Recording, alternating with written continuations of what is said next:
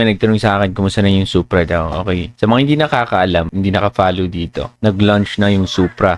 Ngayon, ang ginawa nila, yung kabuuan ng reward mo, for example, ito, 96,000. 10% yan na-receive ko na siya. Okay, tapos yung natitirang 90%, na-send siya dun sa Starkey Wallet. Pag pumunta ko sa Starkey Wallet nyo, na-delegate siya. Makita mo dito yung stake balance, 88. Genesis Vault, ang ginawa ko, yung isinend sa akin, na 10K na token, nilagay ko sa Genesis Vault or nag-stake ako. So, ito lang yung airdrop na wala pa akong kinonvert. Kasi nga, kahit sobrang bumaba siya ngayon, pero okay lang. Kasi nga, yung Supra, promising siya masyado. Mukhang maganda yung, hindi pa to nakikita yung full potential niya. Ito nga, pinaghalong Ethereum, Solana, Cardano, andun na. Security, andun na. Yung mabilis, andun na. Walang issue about congestion, mga ganun. So, i-hold ko to hanggang makita natin yung full potential. Katulad ng yung working na talaga. Kasi yung mga project na nagsalihan dito is nasa development pa lahat. Ngayon, isa dito yung Dexlin, mga Lodi.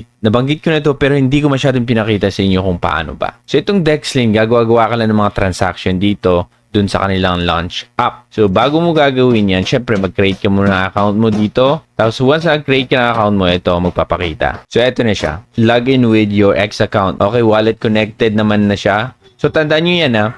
Connect nyo lahat. And then, dapat verified. Verified din to. And then, available task. Ngayon, eto, may mga available task na naman. So, gagawin ko to ngayon. Complete a transaction on Dexlin Bridge. So, gagawin natin, click mo lang siya. Mapupunta ka dun sa launch app nila. So, makita mo connected na yung MetaMask account ko kasi magbe-bridge tayo from MetaMask. Ito siya. Papuntang Supra. Ito yung app na kung saan gagawa tayo mga transaction. Ngayon, ang gagawin muna natin yung mag-bridge tayo. O, kasi disconnect natin para ipakita ko sa inyo. Disconnect natin lahat. So, dito ka sa bridge, connect mo. Connect, MetaMask. Login ka lang. Ayan. Switch ka to Sepolia. Ngayon, connect mo naman to sa Starkey mo. Ito lang yung ginagawa mo. Okay, gagawa ka lang ng mga transaction dito sa network. Okay, USDC, base Sepolia. Okay, yan. 1. Approve. Confirm. Okay, token approval success. Ready to bridge. Submit. Okay, MetaMask. I-approve natin. Okay, bridge transaction success. Sabi niya dito. Okay. So, tapos na yan. Pag pupunta ka dito, reviewing pa, pero mamaya-maya yan, verified na yan. So, ito yung mga daily tasks. Ngayon, complete 15 swap. Sabi dito, punta ka ulit doon, mag-complete ka ng 15 swap. Tandaan nyo, na gagamitin nyo lang para makapag-swap kayo eto. Saan ko kinuha tong USDC? Okay, ipakita ko sa inyo. Once na nag-sign up kayo, meron kayong reward na makukuha dito. At meron kayong reward na ibibigay. Depende, BTC. Ito, Dodge, Sol, ETH, or BTC. Yun na yung i-convert nyo to USDC. Pag pumunta ka sa My Reward, merong ibibigay sa inyo na points. I-claim nyo lang siya. Okay, ayan o. Redeemable points. Okay? Once na-claim nyo yan, ayan, claim. Ayan. Okay, nung una kong na-receive yung BTC ko, testnet to pinag-usapan natin. Pwede mo siyang ma-convert into USDC lahat para magagamit mo yun sa mga transaction. Kaya makita nyo yung USDC ko na testnet dito. Yan ang laki. Basta una mong sign up, maibibigay sa yung konting BTC or ETH or Sol. Okay? Siyempre, huwag mong kalimutan ang mga to. I-copy mo to katulad ng BTC. Paano mo ilagay yan? Dali lang. Ayan, manage token. Okay? Plus, add custom network is Supra. Paste mo yung address. Ayan, meron na. Pag i-add mo, ayan na. Already added. Okay, ganun lang. Para magpakita yung mga token dito sa wallet mo. Sa testnet token to mga Lodi. So, babalik tayo doon. So, make sure na ang gagawin mo, puro USDC lang siya mga Lodi. Okay? Patulad niyan, magsisend ka ng 4. Saan? Sa Dodge. Okay? Wait. Swap mo lang. And then, confirm. Yan. Tapos na. 1. Bilangin mo lang. Puro USDC lang yan mga Lodi.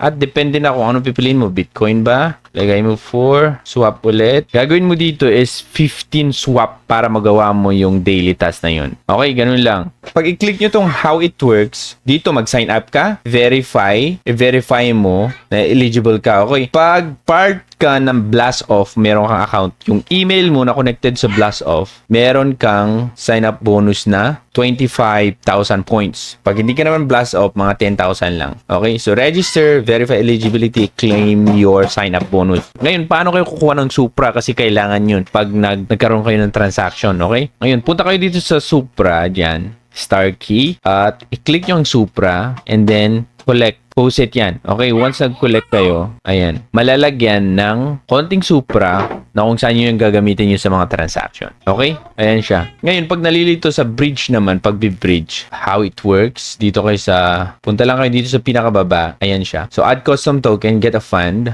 go to your MetaMask on the base Sepolia testnet, click on import token. Please paste this USDC contract address. Parang copy nyo lang ganyan. Punta kayo dito sa yan, dyan sa MetaMask nyo. And then, ayun, meron ako base Sepolia. Okay? At pwede mong ilagay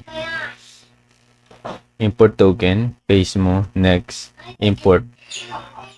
Ayan na siya. Okay, import na. Naubos na, di ba? Ngayon, punta ka naman dito. Add Hyper USDC coin dun sa Supra. Na-add na natin yan. Tapos, pumunta ka sa Supra. Same lang din yung process, mga Lodi, okay? And then, add. Choose mo Supra. Paste mo. Lalabas yan. Ayun siya. Meron na tayong 10. Okay? Okay. Tapos na. Ayan. Tapos, paano pag wala?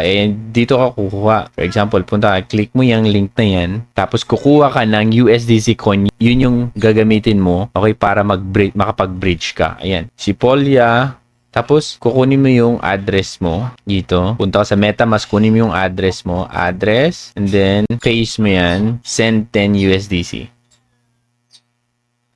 Okay. Meron na tayong ETH. Pero pag wala kang ETH, pwede kang pumunta dito. Ayan. Ilagay mo lang yung address mo ulit. Ngayon, balikan natin dito kasi gumawa tayo ng mga transaction. Yung bridge, verified. Pero yung swap, hindi pa kasi hindi ko pa nga natatapos. Kailangan ko 15. Parang 3 pa lang yung nagawa natin. So, ito pa. Gagawin natin yan.